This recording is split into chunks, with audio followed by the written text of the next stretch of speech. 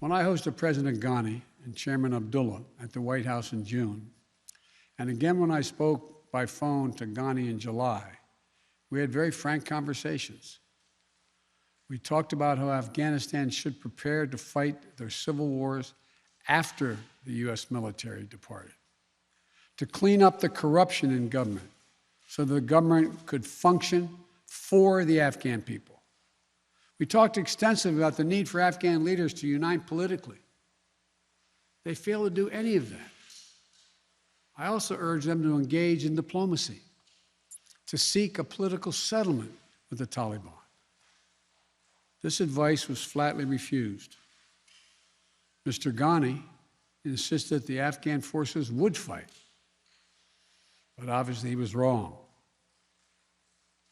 So I'm left again to ask of those who argue that we should stay, how many more generations of America's daughters and sons would you have me send to fight Afghanistan's civil war when Afghan troops will not? How many more lives, American lives, is it worth? How many endless rows of headstones at Arlington National Cemetery? I'm clear on my answer. I will not repeat the mistakes we've made in the past. Mistake of staying and fighting indefinitely in a conflict that is not in the national interest of the United States, of doubling down on a civil war in a foreign country, of attempting to remake a country through the endless military deployments of U.S. forces. Those are the mistakes we cannot continue to repeat because we have significant vital interest in the world that we cannot afford to ignore.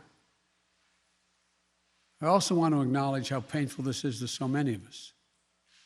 The scenes we're seeing in Afghanistan, they're gut-wrenching, particularly for our veterans, our diplomats, humanitarian workers, for anyone who has spent time on the ground working to support the Afghan people, for those who have lost loved ones in Afghanistan, and for Americans who have fought and served in the country, serve our country in Afghanistan.